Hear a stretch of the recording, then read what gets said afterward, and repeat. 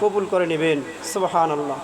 সম্মানিত হাজির, এমন একটা জিকির আছে কাসরাতে জিকির তথা আল্লাহ পাকের জিকির, যে যত বেশি আল্লাহ পাকের জিকির করবেন আল্লাহ পাক রব্বুল আলামিন তাকে তত বেশি ভালোবাসবেন। সুবহানাল্লাহ, পন্না সুবহানাল্লাহ।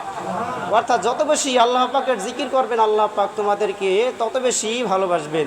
এজন্য আল্লাহ পাক রব্বুল আলামিন কুরআনুল কারীমে তিনি বলেছেন, ইয়া আইয়ুহাল্লাযীনা আমানুযকুরুল্লাহা যিকরান কাসীরা ওয়াসাব্বিহুহু বুকরাতাও ওয়া আসীলা। আল্লাহ পাক বলেন, হে ঈমানদারেরা, অর্থাৎ হে ঈমানদারেরা, তোমরা আমি আল্লাহ পাকের নামের জিকির করো সকাল সন্ধ্যা, আমার তাসবিহ পাঠ করো, পবিত্রতা ঘোষণা করো। সকাল সন্ধ্যা মানে শুধু সকালে পড়লাম আর সন্ধ্যায় পড়লাম আর পড়লাম না, তা হবে না। সকাল সন্ধ্যা অর্থ হলো সকাল থেকে নিয়ে সন্ধ্যা পর্যন্ত, আবার সন্ধ্যা থেকে নিয়ে সকাল পর্যন্ত পুরোটা সময় তোমরা আল্লাহ পাকের, আমি আল্লাহ পাককে স্মরণ করো, আল্লাহ পাকের জিকির করো। কিন্তু বড় আফসোসের বিষয়, সারাদিন যায় সকাল থেকে নিয়ে সন্ধ্যা ঈশা পর্যন্ত আমরা আল্লাহ পাককে একবারও মহাব্বতের সাথে ডাকি না। অথচ বান্দা যদি একবার মহাব্বতের সাথে আল্লাহ পাক রব্বুল আলামিনকে ডাক দেয়, আল্লাহ পাক রব্বুল আলামিন আকাশের ফেরেশতাদেরকে ডেকে বলেন, ও আমার ফেরেশতারা, তোমাদের কোনো খাবারের প্রয়োজন হয় না, তোমাদের কোনো আমি ব্যস্ততা দেইনি, কোনো কিছুই দেইনি, ঘুমের প্রয়োজন হয় না।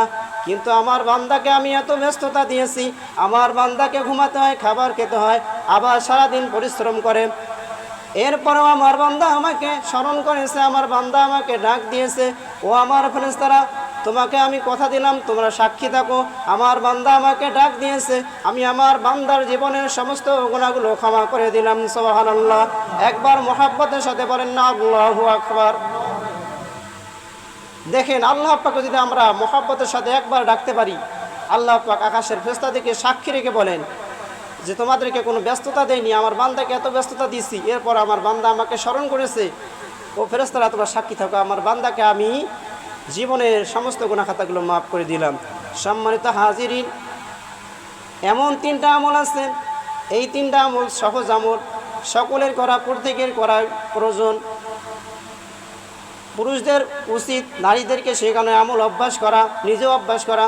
যদি কোনো বান্দা শুক্রবার 1000 বা 200 পাঠ করে, কিন্তু আর কয়েক মাস পর্যন্ত আর পাঠ করলো না, কিন্তু আর এক আল্লাহর বান্দা প্রতি শুক্রবার 300 বার দুরূদ শরীফ আমল করে, 200 পাঠ করে, যদি তার হায়াত 60 বছর আল্লাহ পাক দিয়ে থাকেন, তাহলে তার আমল নামায় কতগুলো দুরূদ শরীফ জমা হয়ে যায় জানো কি?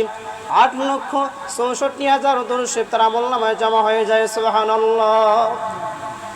এই জন্য আম্মা জান আয়েশা রাদিয়াল্লাহু তাআলা আনহা বলেন, আল্লাহর রাসূল বলেছেন, হে লোক সকল, তোমরা ওই আমল প্রতিদিন করো যেটা আপনাদের জন্য সাধ্য, বেশি করার দরকার নাই, অল্প করবেন, কারণ আল্লাহ পাক রব্বুল আলামিনের কাছে ওই আমল উত্তম, যদিও তা অল্প হয়, যে আমল প্রতিদিন করা হয়। সুবহানাল্লাহ। অর্থাৎ কোনো বান্দা যদি 1000 বা 200 পাঠ করে শুক্রবার, কিন্তু আর কয়েক মাস পর্যন্ত পড়লো না, আর এক বান্দা প্রতি শুক্রবার 300 বার 200 পাঠ করলো, প্রতি শুক্রবার 300 বার করে আমল করে, তাহলে তার আমল নামায় 60 বছর হায়াত থাকলে তার আমল নামায় 8,64,000 দুরূদ শরীফ জমা হয়ে যায়।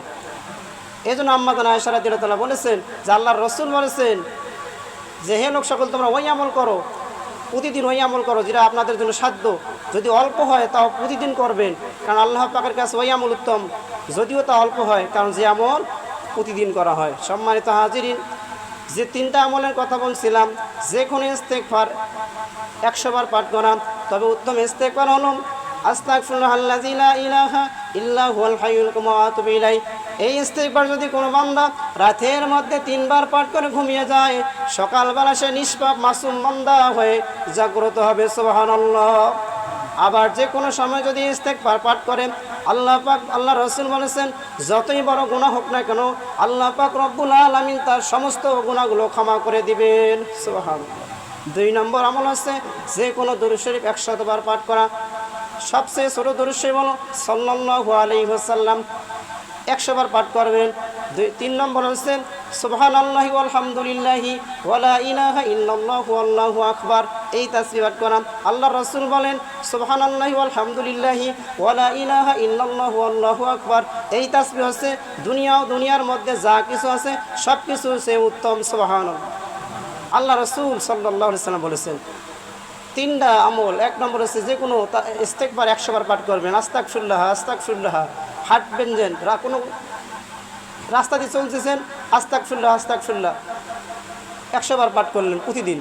অথবা আস্তাগফিরুল্লাহ লা ইলাহা ইল্লা হুয়াল হাইয়ুল কাইয়ুম ওয়া আতুবু ইলাইহি, এই তাসবিহ পাঠ করবেন, 3 বার পাঠ করে ঘুমাবেন। সকালবেলা নিষ্পাপ হয়ে মাসুম হয়ে, মাসুম যেমন মায়ের কোল থেকে নিষ্পাপ শিশু জন্ম নেয়, ঠিক তেমনই নিষ্পাপ হয়ে জাগ্রত হবেন। আল্লাহ রাসূলের কথা। আমার সাথে বলেন আস্তাগফিরুল্লাহি লা ইলাহা, জোরে বলেন। এখনও যে পাঠ করি, যদি আমাদের যত বড় গুনাহ থাক না কেন, সব গুনাহ আল্লাহ পাক মাফ করে দিবেন। যে কোনো সময় একবার পাঠ করলে আল্লাহ পাক তার সমস্ত গুনাহ মাফ করে দিবেন। সকলে জোরে বলেন আস্তাগফিরুল্লাহাল্লাযী, আস্তাগফিরুল্লাহাল্লাযী লা ইলাহা ইল্লা হুয়াল হাইয়ুল কাইয়ুম ওয়া আতুবু ইলাইহি।